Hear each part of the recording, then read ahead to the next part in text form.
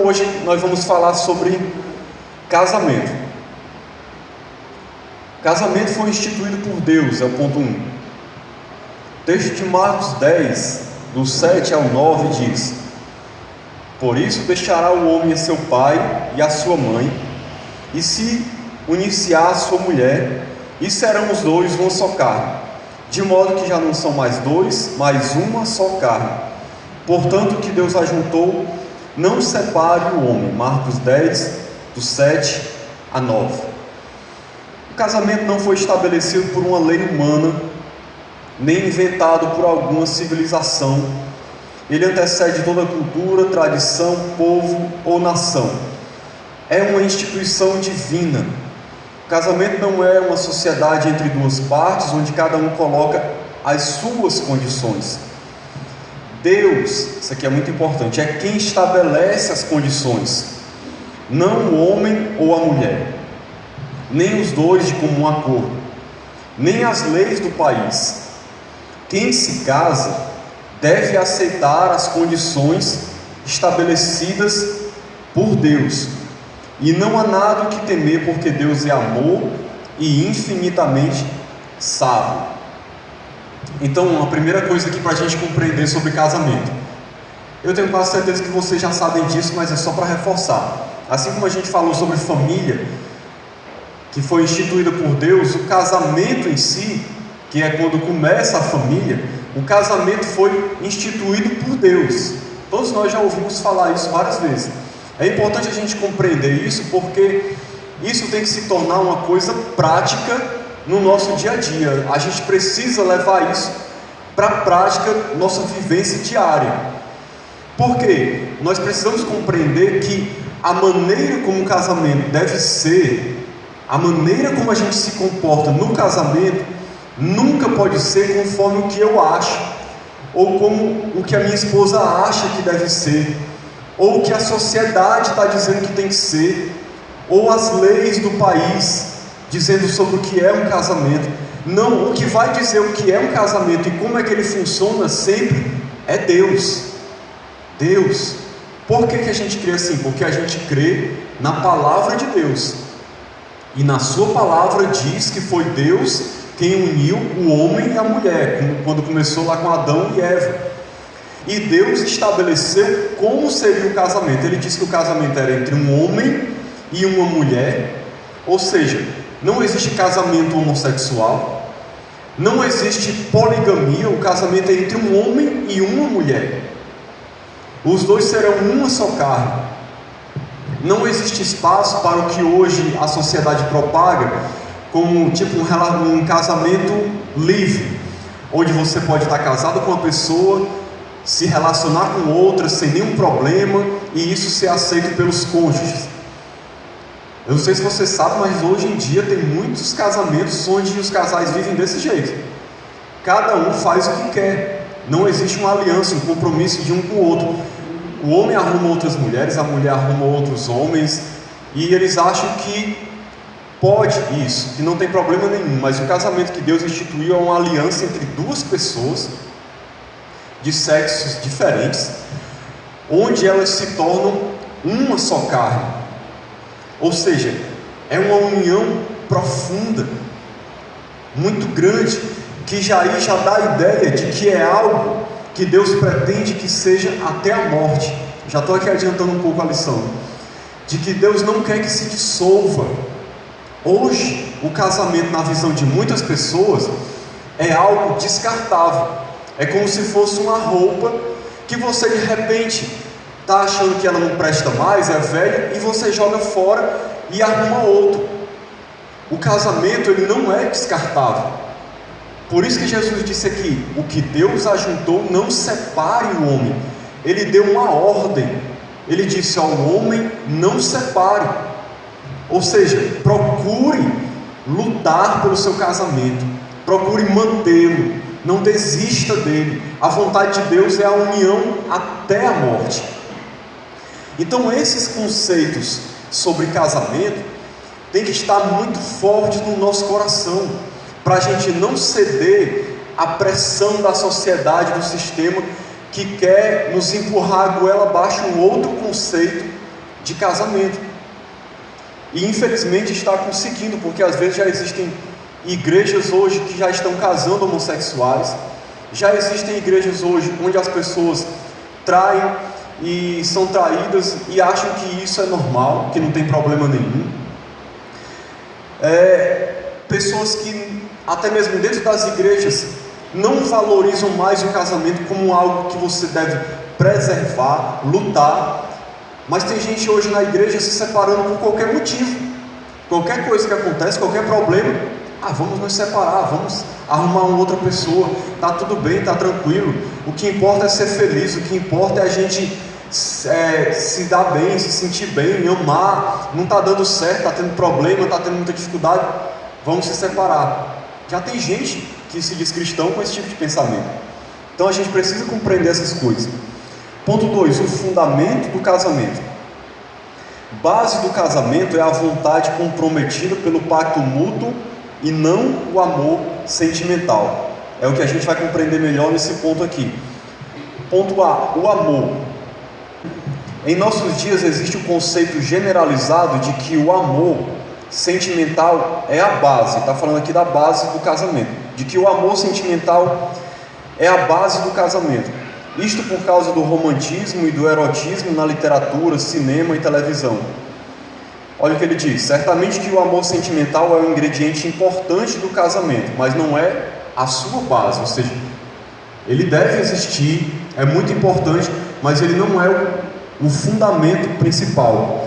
E ele fala aqui, irmãos, da questão do romantismo, erotismo no cinema e na televisão. Vocês podem até comprovar como isso é verdade. Hoje em dia, qual é a visão que a sociedade tem do que é mais importante no casamento? Quando você assiste os filmes geralmente por aí, você sempre vai perceber a seguinte ideia sendo passada: de que duas pessoas se encontram e aí tem aquela paixão arrebatadora, aquela coisa assim que você pensa: encontrei o homem da minha vida, a mulher da minha vida, e aí os dois se apaixonam perdidamente, e aí durante todo o filme eles lutam para ficar juntos e se casam. E às vezes o filme, quando começa as pessoas já sendo casadas, às vezes elas têm problemas, não se amam, e aí de repente alguém encontra outra pessoa fora, que ela começa a sentir um amor enorme, uma paixão muito grande, e aí ela começa a se sentir tentada a deixar o casamento dela, e ela deixa muitas vezes aquela outra pessoa com quem ela tem problemas para seguir o seu coração, seguir aquela paixão, aquele amor, porque a imagem que se passa é que se você não tiver esse sentimento de paixão, de amor arrebatador para com a outra pessoa, não serve. Aquela união está fadada ao fracasso. Se de repente você estiver passando por dificuldades de relacionamento, não estiver mais gostando da pessoa, não estiver mais tendo problemas, você descarta. É o que ele vai falar aqui mais na frente, que eu já adiantei um pouco. Deus não poderia estabelecer algo tão importante sobre uma base tão estável como os sentimentos. Na realidade, muito do que se chama de amor é egoísmo disfarçado, ou seja, o amor erótico ou romântico busca a satisfação própria ou o benefício que pode ter através do outro. É o que acontece muitas vezes no amor sentimental. Você quer usar a outra pessoa para satisfazer você, os seus sentimentos. Diversas razões podem modificar os nossos sentimentos: problemas de convivência, maltrato. Preste atenção nisso. Tudo isso acontece no casamento: problemas de convivência, maltrato, falhas de caráter do cônjuge, surgimento de alguém mais interessante, etc. Depois de algum tempo, muitos casamentos chegam a esta triste conclusão: não nos amamos mais, devemos nos separar. Então o que acontece, irmãos? O casamento ele não é como um conto de fadas, não é como um filme romântico, onde você sente aquele amor enorme e você ali se dá muito bem com aquela pessoa e não tem problemas, e aí você casa e vai ser feliz para sempre. Quando a gente casa, tudo isso aqui a gente enfrenta: problemas de convivência, maus tratos, falhas de caráter, surgimento de alguém mais interessante. O casamento ele tem problemas, o casamento ele tem dificuldades, ele tem lutas. Quando você se casa com uma pessoa, você realmente começa a conhecer como ela é, toda a carga cultural que ela traz, de valores, você se depara com aquilo ali e muitas vezes é um choque, e você começa a ter problemas, começa a ter lutas, começa a ter dificuldades. O casamento não é só flores, há discussões às vezes, há todo tipo de dificuldade. E aí o que acontece? Se o casamento estiver baseado apenas no sentimento, isso é muito importante a gente compreender. Se estiver baseado apenas no sentimento de gostar da pessoa, de sentir atração física por ela, de ter uma paixão, no momento que os problemas aparecerem, as lutas, as dificuldades, ou você vê alguma coisa na pessoa que você não gosta, qual vai ser a tendência da pessoa?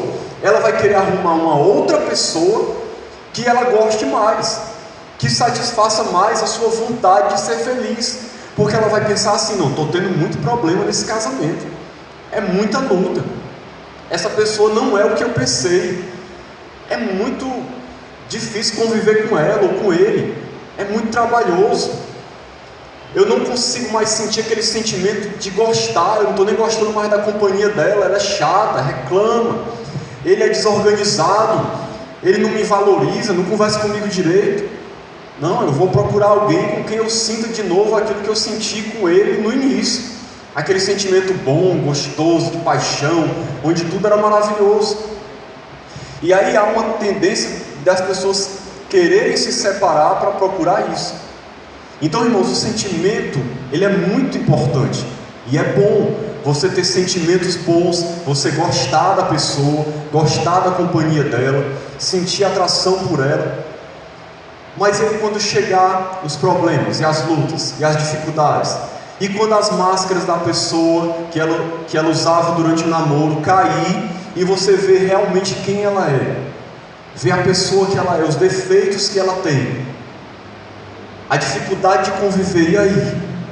Será que só o sentimento vai sustentar o sentimento de paixão, de gostar, de atração física?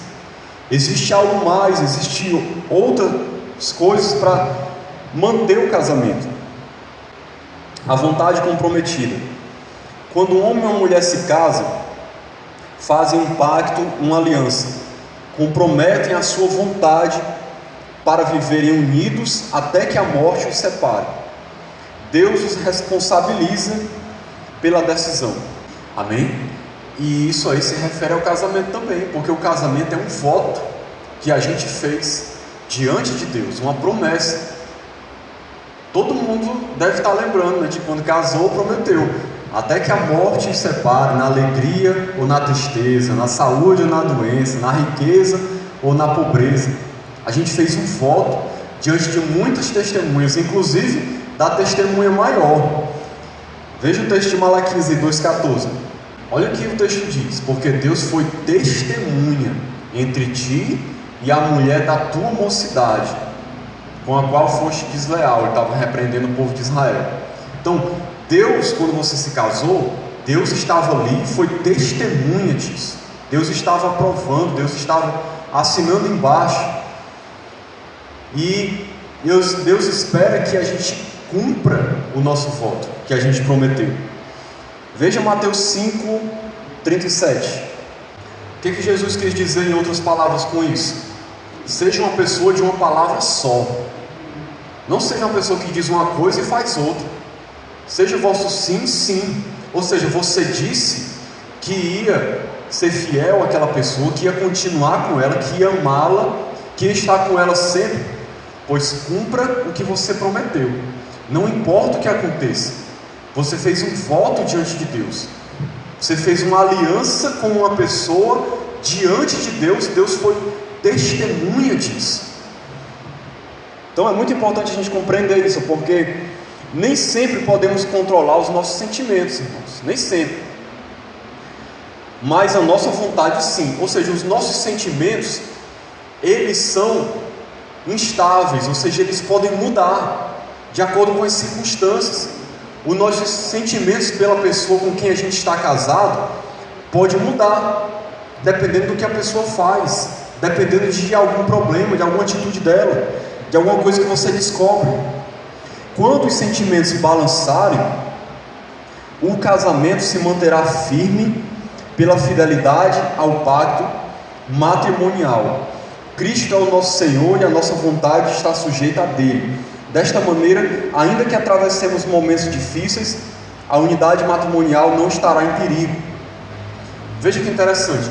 Se a nossa vontade estiver comprometida com Deus, em cumprir a aliança que a gente fez diante dele, o que vai acontecer?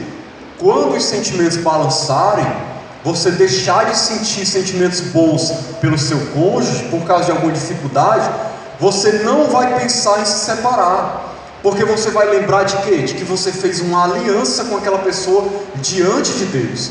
E aí você vai pensar o que? Não, eu não posso me levar por sentimentos. Eu estou com raiva, eu estou triste, eu estou magoado, eu pensei que ela era uma coisa e é outra, mas eu não posso abrir mão, eu não posso dar para trás. Eu fiz um compromisso diante de Deus, eu tenho que ser fiel primeiramente ao Senhor e à pessoa com quem eu prometi que eu ia estar diante de Deus. Isso é até uma obediência ao que Jesus disse, né? O que Deus ajuntou, não separe um homem.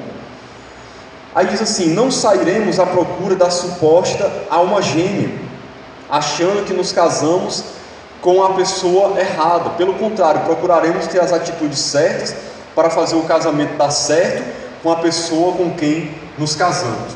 Irmãos, eu coloquei alma gêmea entre aspas aqui, porque eu não sei se você conhece o mito da alma gêmea. Eu vou falar rapidamente sobre isso aqui. Isso é um mito, é da mitologia grega. O mito diz o seguinte, que Zeus, o deus pagão, que não existe na mitologia grega, criou o homem, o ser humano, e o ser humano originalmente tinha um rosto dividido em dois, 4 braços e 4 pernas. Ele se sentindo ameaçado pelos seres humanos, o que foi que ele fez? Dividiu o ser humano no meio. E aí as pessoas ficaram separadas da sua cara metade depois disso. E aí depois disso elas estão à procura da outra pessoa com quem ela vai se encaixar para poder ser feliz, a sua alma gêmea que Zeus separou. Parece sim uma coisa absurda, mas a sociedade crê muito nisso aqui. E tem até crente que acredita nisso aqui, que vive conforme esse paradigma, ou seja, conforme esse conceito, que ele pensa que existe uma pessoa especial, que é a alma gêmea dele, que ele tem que encontrar, e o mito diz o seguinte, que quando você encontra essa alma gêmea, você vai se encaixar tão perfeitamente com ela, que você praticamente não vai ter problemas, vocês vão estar numa sintonia perfeita, tudo vai dar muito certo, vai ser muito bom, vocês vão sentir um amor maravilhoso, uma atração irresistível um pelo outro, vão se encaixar como uma luva, e as coisas vão caminhar muito bem, os problemas vão ser quase nada, e tudo vai dar muito certo, porque a sua alma gêmea que você encontrou, a pessoa perfeita para você. Tem muita gente que está procurando isso. E aí o que acontece? Quando chegam os problemas, tem muita gente que pensa o seguinte, eu não sei se vocês já pensaram esse tipo de coisa, mas tem gente que pensa assim: rapaz, eu acho que eu casei com a pessoa errada. Essa não é a minha alma gêmea, não é a pessoa com quem eu deveria ter casado, não é possível. A gente tem problema demais, é muita briga, é muita discussão, não está dando certo isso. Eu tenho que sair desse casamento, eu tenho que procurar a pessoa certa para mim, que deve estar por aí perdida em algum lugar, e eu estou aqui perdendo meu tempo, investindo nessa relação sem futuro, com essa pessoa que não tem jeito. E aí o que acontece? Muitas vezes ela encontra alguém interessante por aí, no trabalho, na rua, na vizinhança, e aí ela começa a se dar muito bem com aquela pessoa, começa a sentir sentimentos, atrações, a conversa é agradável, parece que tudo se encaixa, parece que tudo é perfeito, e a pessoa começa a pensar: o que eu estou fazendo nesse meu casamento? Eu devia estar casado com um fulano de tal. A gente se dá tão bem, a gente se encaixa, parece que a gente foi feito um para o outro. Eu estou perdendo tempo com essa minha esposa chata, resmungona, que vive brigando comigo, reclamando, com esse marido preguiçoso, desorganizado, que me trata mal. O que eu estou fazendo nesse casamento? Eu vou ser feliz, eu vou seguir o meu coração, eu vou seguir os meus sentimentos e vou ficar com aquela pessoa que eu acho que é a pessoa certa para mim.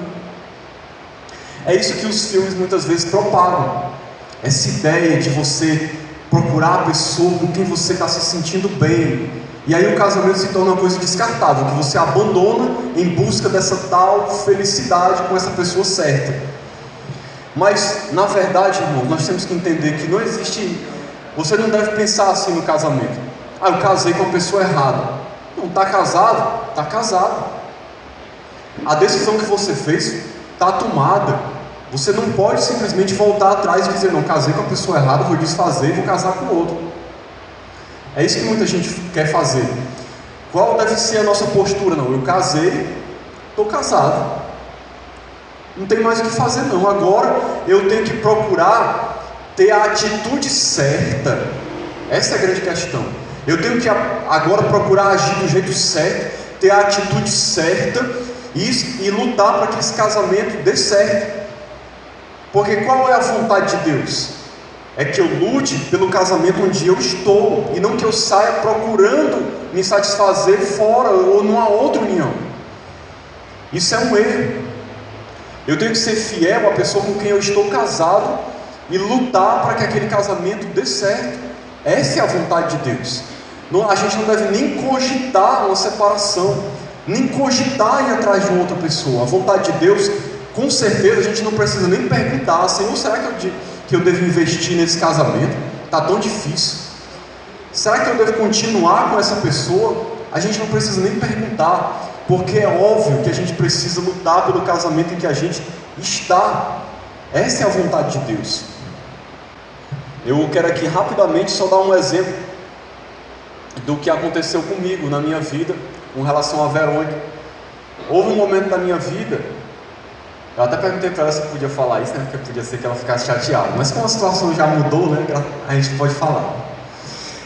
Teve um momento da minha vida que eu esperava muito que a Verônica fosse aquela mulher muito espiritual, que lê a Bíblia, que conversa sobre a Bíblia comigo, que me acompanhasse assim, no crescimento de conhecer a Deus, de conhecer a palavra de Deus. E ela não tinha esse ânimo assim, de ler a Bíblia, de procurar crescer no conhecimento. Isso me deixava muito triste, ao ponto de, depois de muitos anos, eu chegar a pensar em, de repente, procurar uma outra pessoa. Pensava: meu Deus, eu não aguento estar casado com uma pessoa que age como se fosse incrédulo. Eu queria estar casado com uma mulher crente, de verdade, que ama a tua palavra, que tem prazer nas tuas coisas. E houve um momento onde eu fiquei tão triste, desanimado, que eu pensei: meu Deus, eu queria arrumar uma outra pessoa. Foi uma coisa que passou assim na minha cabeça de relance, mas eu cheguei a pensar isso, e cheguei a sofrer com essa situação, achando até que eu deveria fazer isso, deveria de repente procurar um outro relacionamento. Foi quando Deus me fez compreender isso que eu estou ensinando para vocês hoje.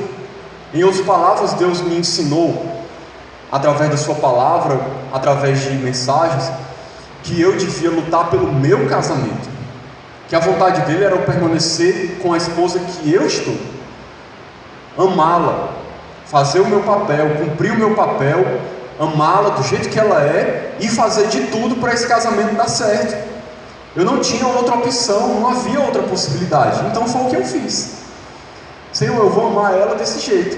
E se ela mudar, glória a Deus. Se ela não mudar, eu vou continuar amando ela, vou continuar casado com ela e vou aguentar isso. Mas eu vou procurar ser o melhor marido que eu puder. Vou procurar cumprir o meu papel, amá-la, ainda que ela não seja o que eu queria que ela fosse. E foi o que eu fiz. E graças a Deus depois ela mudou. E hoje em dia ela tem prazer em ler a Bíblia, orar. É uma mulher de Deus realmente que eu admiro muito. Mas se ela não tivesse mudado, eu teria continuado com ela do mesmo jeito. E do mesmo jeito como ela tem coisas que ela reclamava de mim e que eu não conseguia mudar, e que ela, muitas vezes nas nossas brigas, ela falava: eu quero ir embora, eu não aguento mais, eu quero me separar. Porque eu sempre fui de uma família onde não havia romantismo nenhum. Ninguém dizia eu te amo, ninguém abraçava ninguém, ninguém beijava ninguém. E eu então fui muito seco nisso, sempre. E a Verônica já tinha essa expectativa enorme de que eu fosse aquela pessoa muito carinhosa, que abraça, beija, que diz eu te amo e tal. E isso era muito difícil para mim. E ela sentia muita dificuldade por isso. Até hoje eu ainda luto para conseguir ser isso, porque é difícil para mim, isso não flui naturalmente. Mas eu acho que eu já melhorei um bocado. Mas a gente sempre precisa melhorar mais, né? Então, irmãos, é assim que a gente deve agir no casamento. Lutar por ele independente da situação. O casamento é que sustenta o amor. Há um conceito errado que diz: acabou o amor, acabou o casamento.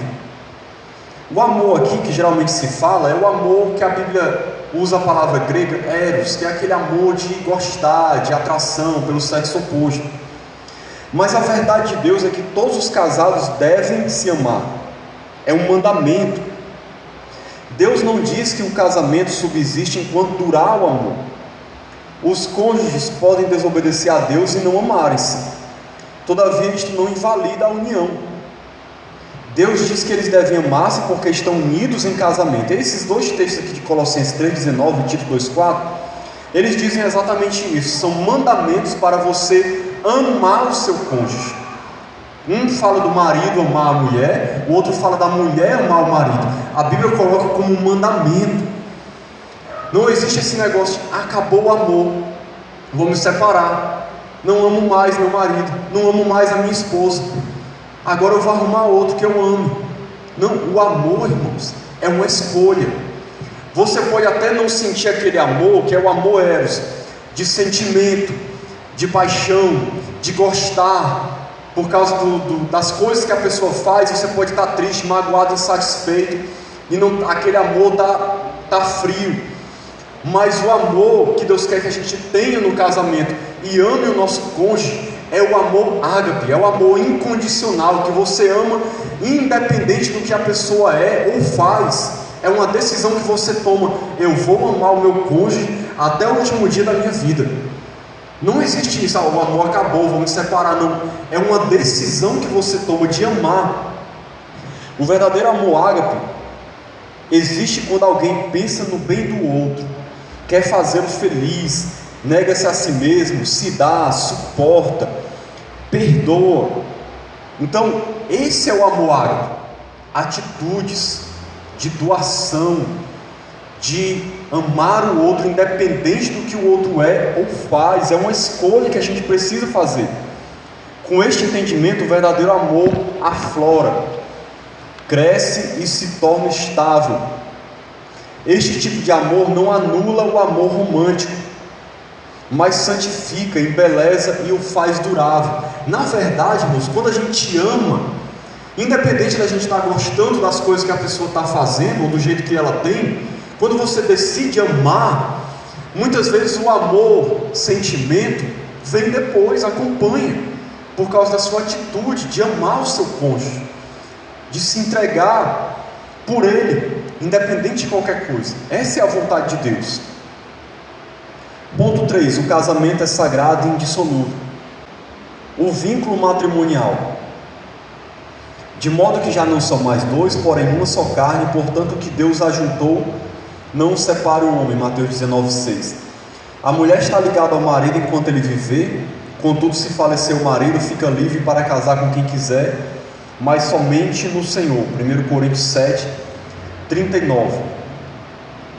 Estes textos nos mostram claramente que o vínculo matrimonial é fortíssimo, ou seja, são uma só carne. Uma só carne. Isso dá uma ideia de uma intimidade profunda, irmãos. É uma intimidade que você não tem com mais ninguém na terra. Você tem com o seu cônjuge.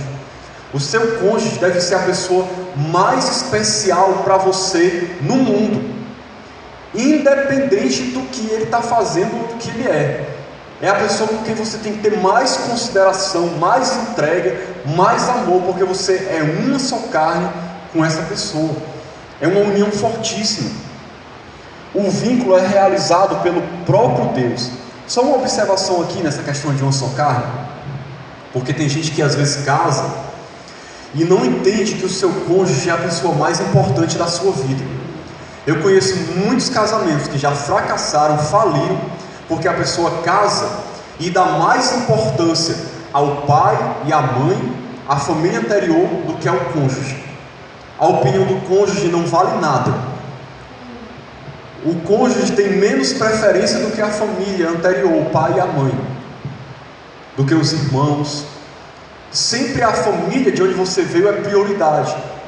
E a verdade, irmãos, é que quando a gente casa, nós deixamos a nossa família. A Bíblia diz: deixará o homem pai e mãe e unir-se à sua mulher. Você vai constituir uma nova família. Aquela sua nova família é a sua família principal, com quem você deve ter mais atenção, dar mais importância e dar mais preferência. Isso não quer dizer que você vai rejeitar o seu pai e a sua mãe, tratar eles como se fosse nada. Não, mas agora a prioridade é o seu cônjuge, é a família que você constituiu diante de Deus. O vínculo é realizado pelo próprio Deus, o que Deus ajuntou. É um vínculo indissolúvel enquanto os dois cônjuges estão vivos. A mulher está ligada ao marido enquanto ele viver. Somente a morte de um dos dois pode dissolvê-lo. Quando diz aqui que é indissolúvel, isso aqui é a regra geral. Não sei se vai dar tempo a gente entrar nesse assunto aqui de separação e divórcio, mas a gente vai ver que existe exceção. Mas o que ele está falando aqui é da vontade de Deus. O que Deus deseja para o casamento é que ele seja indissolúvel, que ele vá até a morte, que vá até a morte de um dos dois cônjuges, que somente a morte separe os dois. Essa é a vontade de Deus absoluta. Qualquer outra coisa que acontecer fora isso vai ser vontade permissiva de Deus, devido às circunstâncias, um mal tipo assim inevitável, mas não era o que Deus queria. A vontade de Deus é que ele seja indissolúvel. Nenhum homem ou lei humana pode dissolver este vínculo. Quem o fizer estará se rebelando diretamente contra Deus. Ou seja, o vínculo do casamento, uma lei humana não dissolve. Você pode de repente se separar do seu cônjuge, ir lá no cartório e dizer: a gente quer se divorciar. Será que você está divorciado diante de Deus? Não. Você continua casado. Quem diz se o casamento acaba ou não é Deus. Não é a gente que diz: eu vou me separar e vou me casar com o outro, e Deus vai ter que aceitar que aquele casamento seja válido. Estou falando aqui numa circunstância qualquer, por um motivo qualquer. Não, a lei humana não anula, nem a vontade humana. De repente alguém diz: eu vou me separar, e você fica aí, a gente não está mais casado. Não é assim que funciona. Separação, divórcio e recasamento. Separação. Ora, aos casados ordeno, não eu, mas o Senhor, que a mulher não se separe do marido. Se porém ela vier a separar, que não se case ou que se reconcilie com o seu marido, que o marido não se aparte da sua mulher. Paulo ensina isso em 1 Coríntios 7, 10 e 11. Essa aqui é a vontade de Deus.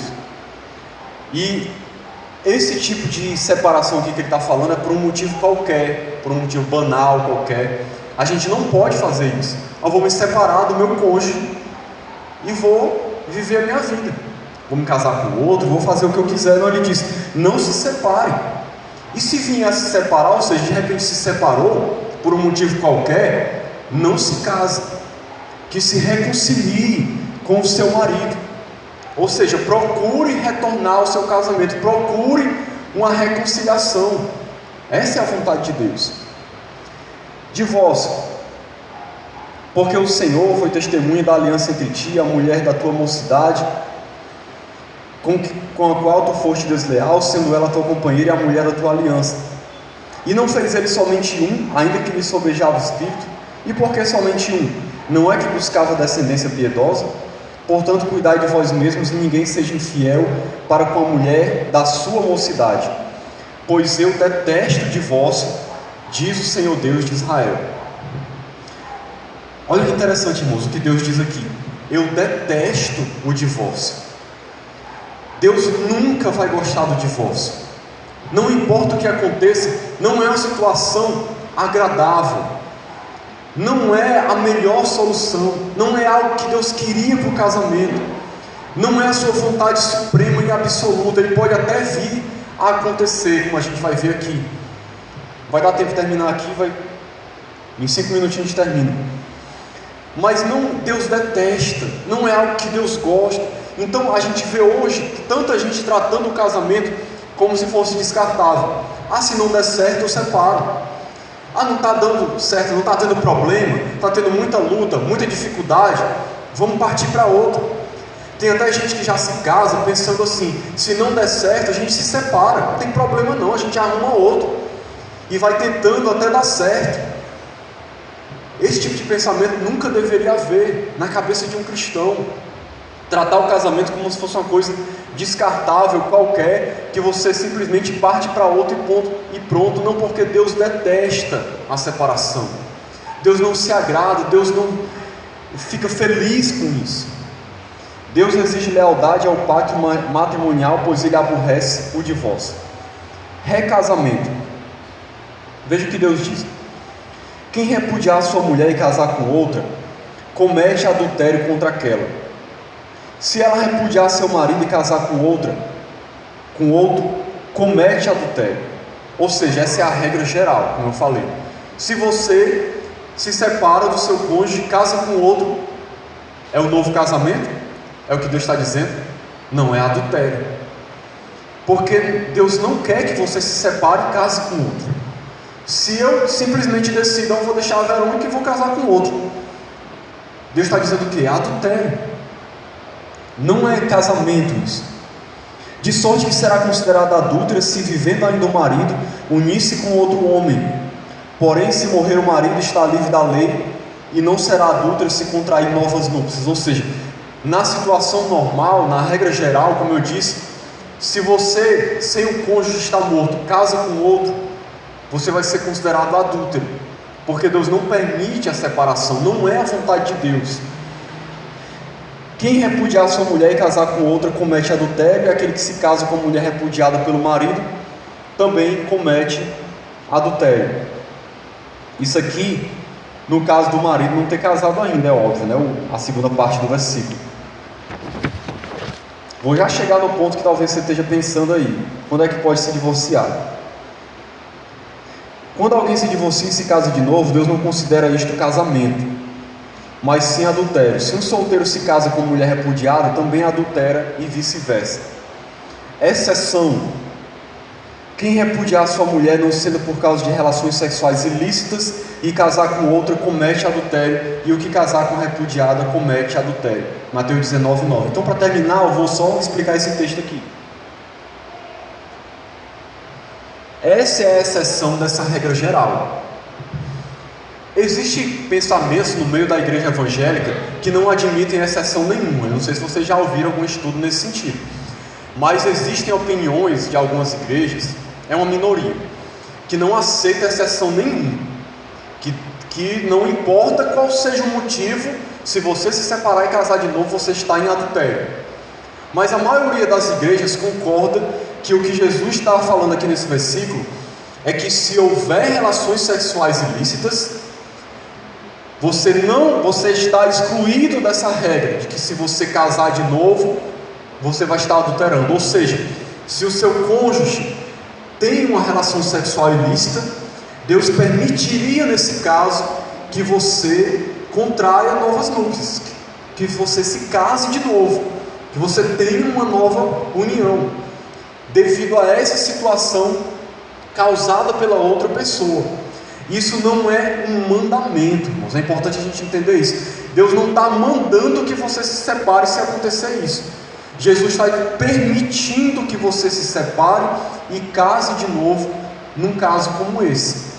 Mas é óbvio que o ideal cristão seria que acontecesse o quê? Perdão. Que a pessoa pudesse perdoar a outra e continuar a relação. Mas às vezes tem gente que não consegue fazer isso, não suporta o que a pessoa fez e não quer de maneira nenhuma dar uma nova chance. Mas o ideal, como cristão, seria que nós sempre procurássemos a via do perdão, porque uma traição é como um outro pecado qualquer. Às vezes as pessoas botam assim como se fosse o pior pecado do mundo, o pior pecador do mundo, alguém que traiu o outro. E Jesus disse para aquela multidão que queria apedrejar a mulher adúltera: quem de vocês não tem pecado, que atire a primeira pedra? Quem é que não tem pecado para poder acusar uma pessoa que adulterou? De querer condenar aquela pessoa como se ela não tivesse mais chance de nada na vida? Quem é que nunca pecou? Quem é que nunca cometeu um erro? Então, tendo essa visão de que nós também pecamos, se um dia Deus nos livre, o nosso cônjuge fizer isso, o ideal seria que nós buscássemos forças em Deus para perdoar e continuar o casamento. Embora isso seja muito difícil, eu imagino, porque eu nunca passei por isso. Só você estando na pele para você sentir o que é essa dor. Mas o ideal de Deus é que acontecesse isso. Então, existem basicamente 3 posições. Tem gente que acha que não deve se separar nunca, que qualquer nova união é adultério, ou é adultéria. Tem gente que acredita que nesse caso de relações sexuais ilícitas, Deus permite um novo casamento. Eu também compartilho com essa posição. Eu já pensei da outra maneira, mas fazendo um estudo melhor da palavra de Deus, eu compreendi que realmente há essa exceção, não tem como fugir disso. Foi Jesus mesmo quem falou que Ele permite, no caso de relações sexuais ilícitas, que a outra pessoa case de novo. E há uma terceira posição, que é a posição mais liberal, tipo assim, não importa qual é o motivo que você se separou, pode casar à vontade, 2, 3 vezes, não tem problema nenhum. Deus vai aceitar sempre isso, não vai ter problema nenhum. Então, para os discípulos de Jesus, a primeira coisa que se exige é o perdão, fruto de um coração flexível e amoroso, embora isso não implique obrigatoriamente em reconciliação, foi o que a gente explicou. Com exceção desse fato, qualquer outra coisa que motive a separação e o divórcio tornará o segundo casamento inaceitável diante de Deus. O fato das leis do país permitirem o divórcio e o novo casamento não modifica em nada a situação do casamento. Os discípulos de Jesus estão sob o governo de Deus, suas leis permanecem para sempre. Devemos apreciar a firmeza de Deus ao exigir o cumprimento de suas leis com respeito ao casamento. É uma expressão de seu amor para preservar a família e a posteridade de todos. Ainda existe um outro caso em que algumas pessoas acreditam que Deus permite um novo casamento, que é o que Paulo fala lá em 1 Coríntios 7, do cônjuge incrédulo que decide abandonar o crente, o cônjuge crente. É um texto muito polêmico, mas tem muita gente que acredita que nesse caso também você pode casar de novo. Para finalizar, agora para finalizar mesmo, eu vou dizer só o seguinte: meu irmão, e se, vamos supor, eu não fui, só para esclarecer esse tema polêmico, né? Eu não fui traído, foi eu que traí. E aí, eu estou condenado agora a minha vida toda, nunca mais eu posso casar com ninguém, nunca mais eu posso ter um relacionamento, eu tenho que agora ficar solteiro o resto da vida, porque eu cometi esse erro. Eu vou dar a minha opinião, certo? Porque Jesus, quando Ele falou aqui sobre isso, Ele falou do cônjuge que foi traído, que ele poderia casar de novo. Do que traiu, Ele não falou nada. Ficou meio que, no texto, ficou meio que em aberto. Jesus não falou da situação do que traiu. Como é que ficaria ele? Se poderia casar de novo ou não? Eu acredito no seguinte, irmãos. Eu acredito que Deus, Ele perdoa o pecado quando a gente se arrepende do pecado.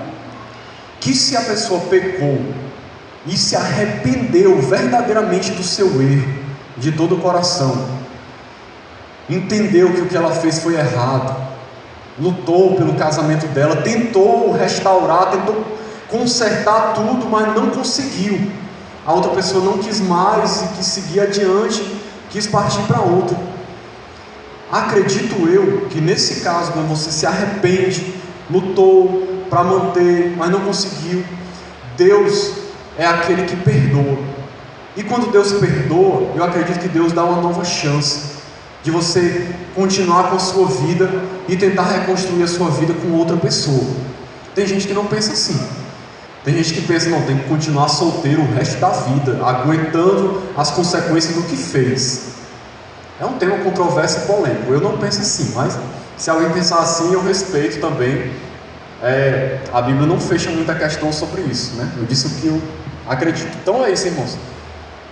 Se alguém tiver alguma pergunta, alguma observação, eu vou dar a minha opinião. Você não está traindo ninguém, você que está sendo traído. Eu não vejo motivo para que ela não possa ser um membro ativo, participante da igreja como qualquer outro.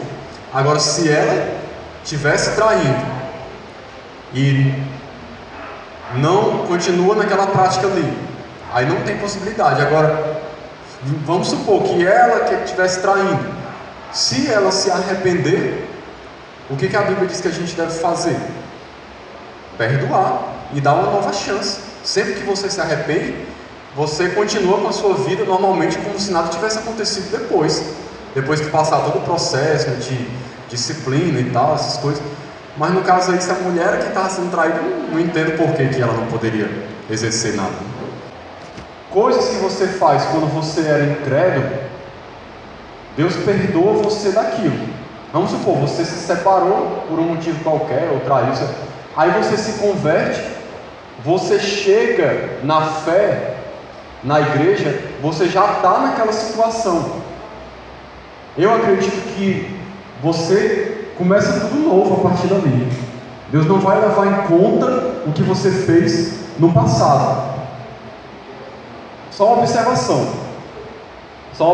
quanto a isso. Vamos supor que você vou citar um caso aqui até de um familiar meu. Traiu a esposa, aí está com outra pessoa, com a pessoa com quem ela adulterou, está com essa pessoa. Aí vamos supor que essa pessoa se converte e chega na igreja. O que ela deveria fazer? Ela deveria procurar, na minha opinião, restaurar o casamento dela. Pedir perdão à sua esposa e tentar uma reconciliação com ela, a partir do momento que ela entende que ela errou e que aquela pessoa que ela traiu é o seu cônjuge realmente e que a outra pessoa com quem ela está é alguém com quem ela adulterou. Ela devia tentar consertar o seu erro, na medida do possível. Agora, vai ter momentos, vai ter vezes que ela não vai conseguir consertar mais. O erro já foi cometido, as consequências já se desenrolaram, a pessoa constituiu uma outra família já continuou com a vida dela. O que você deve fazer? Continua com a sua agora. Você é uma nova criatura, bola para frente. Todo casamento que é, na minha opinião, pelo que a gente viu aqui na Bíblia, que é contraído, né? Você entra naquele casamento de maneira lícita, cumpre-se aquele texto de Malaquias 2,14.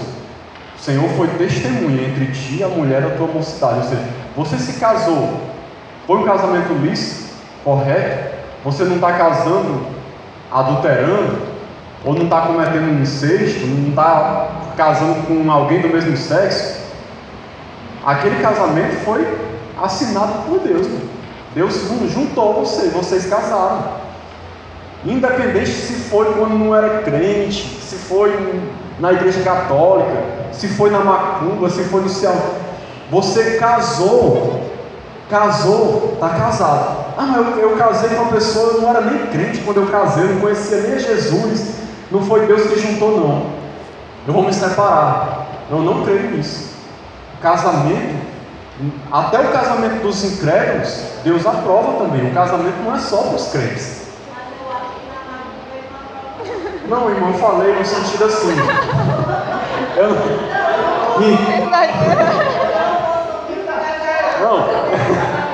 Entendo o que eu quis dizer. Eu não estou querendo dizer que Deus aprovou a cerimônia religiosa lá. Eu estou querendo dizer que, mesmo que a pessoa fosse macumbeiro e estava casando com alguém, aquele casamento dela, Deus aprovou aquele casamento. A união que ela tem com a pessoa, estou falando da união, não da cerimônia religiosa que foi feita, pagã, entendeu? O fato dela ter se casado quando era macumbeiro, ou ter casado por um padre, isso não é motivo para que ela de repente chegue na igreja e alegue: ó, pastor, quando eu me casei, foi um padre que fez o meu casamento, foi um pai de santo que fez, então esse casamento não é válido não. Eu vou deixar o meu marido, vou deixar a minha esposa, eu vou casar com outro. Porque o casamento, quando é que acontece o casamento? Isso que a gente viu aqui. Quando você deixa pai e mãe, se une à sua mulher, se torna uma só carne. É essa atitude que faz realmente o casamento. O casamento ele não começa Eu estou dando a minha opinião, pelo que eu vejo na Bíblia. O casamento não começa quando você pede as bênçãos aqui na igreja, ou quando você casa no civil.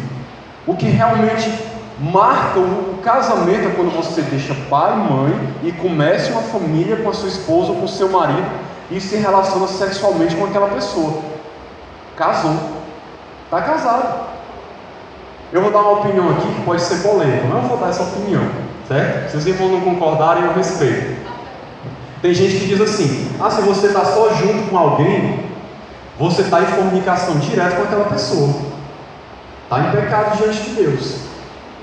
Então, é óbvio que você tem que casar no civil, é óbvio, você tem que obedecer às leis do seu país, mas o fato de você não estar casado no civil, você está só junto com aquela pessoa, isso não significa que você está em fornicação o tempo todo, não.